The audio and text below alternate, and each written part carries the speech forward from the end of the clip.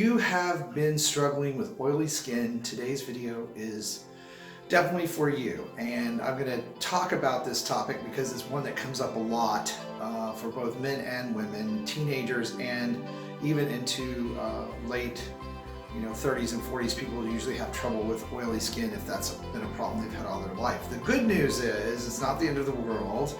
And oily skin is actually a good indicator of how well your skin's going to age, because the more oil glands and oil that it produces, the less propensity you have for extra dryness, and less collagen production goes on with drier skin, and less oil glands, and you're going to wrinkle less. So that's something my dermatologist told me way back in the day. So calm down. We're going to talk about how to deal with all this skin oil you're producing. And before we get into that, if you have not subscribed to the channel, please do so, and be sure and hit the little bell so that you get notifications when these new skincare videos come up. Also, the channel is growing, and I really appreciate everyone watching. We have all kinds of topics. We have Cooking with Chris, which is healthy eating and gourmet meals, and we have fitness and weight loss, and of course we have the skincare, which is what you're watching today. So poke around the channel a little bit. You may find something that you really like that's not just about skincare. So let's talk about oily skin. Okay, obviously one of the big myths about oily skin is if you eat a lot of oily foods and processed food, you produce more skin oil. Is that really true? Not necessarily.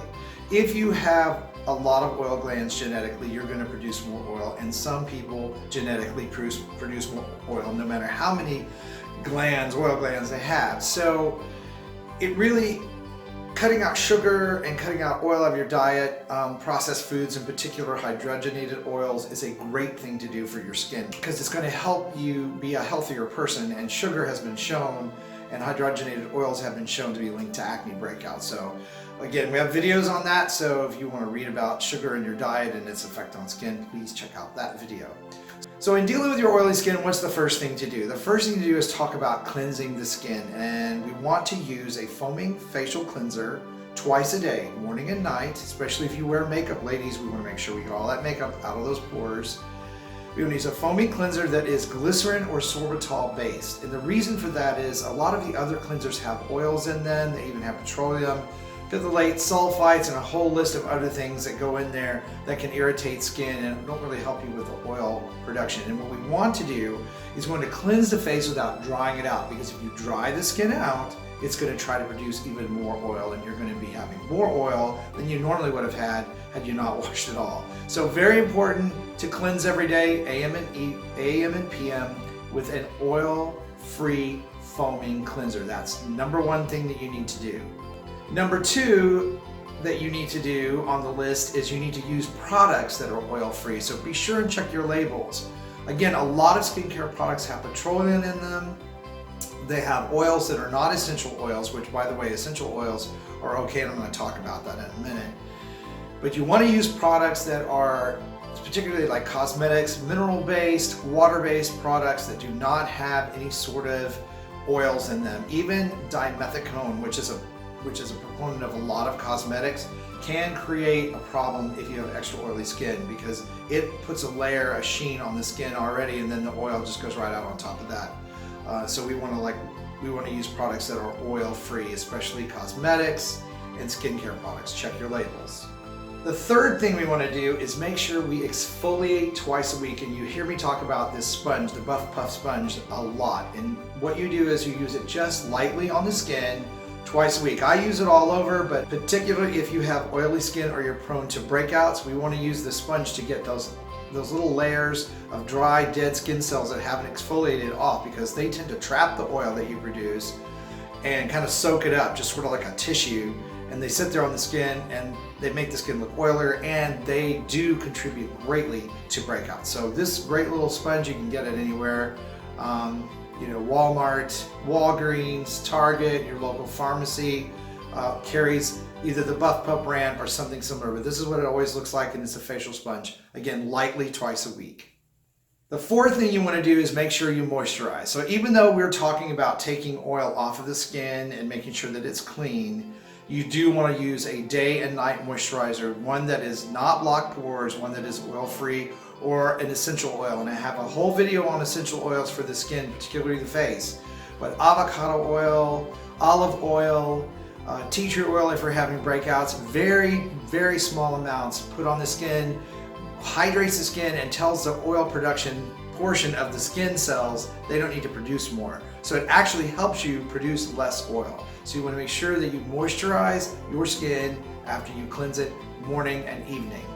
The fifth thing you want to make sure you're doing is using a good sunscreen. Now this is one by Neutrogena, it's 30 SPF, which is the maximum I recommend for skin. If you have oily skin and you go out and you slather on 40, 50, and some of you this weird fetish with 100% SPF sunscreen, you're going to look like you just got dipped in grease. It's very greasy when you get beyond that point. 30 SPF is plenty fine. Yes, even if you are using cosmetics that have SPF, and then you still need to put a layer of SPF on. And I recommend oil-free again, you know, something that's not going to block your pores and add to your oil problem, but you must protect your skin. All right, so that's the fifth thing we're going to do.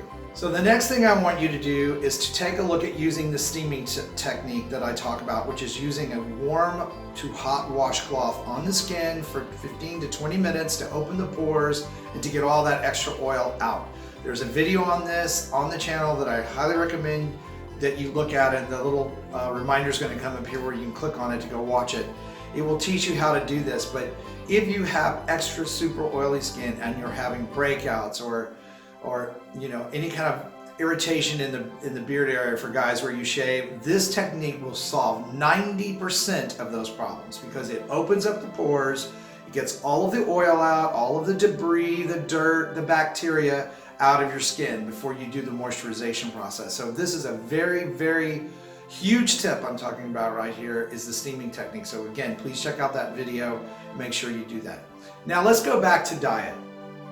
I talked a little bit in the beginning about diet and its role in the skin.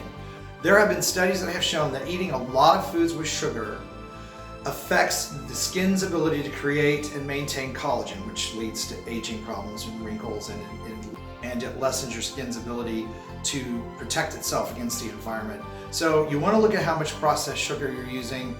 It also is indicated in problems with yeast overgrowth in the system or in your digestive system.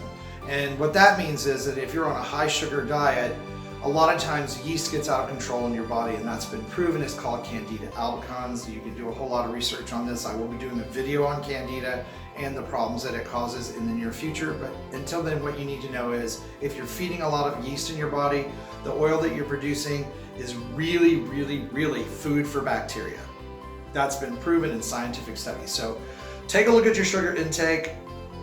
Take a look at how much you're eating, you know, fast foods that are fried in hydrogenated oils, because again, there's links there. And take a look at how much dairy that you're eating that's altered. If you're eating whole dairy, you're probably not going to have as much of a problem with your skin, oil production, and acne breakouts as you would if you're eating the altered 2% dairy. There have been links in numerous studies, particularly for women, that show a combination of sugar and high dairy diets leading to skin problems and yeast problems. So this is a really, really good tip as well. I hope this video helps you get your oily skin under control. You can do things during the week like face mask, use oil blotters, all those things are great, but the biggest thing you can do is to calm the oil production down, and these tips will help you do that. Please leave feedback, ask questions. Again, if you haven't subscribed to the channel, please do so. A lot of great videos coming your way really soon, so stay tuned. We have a lot more for you.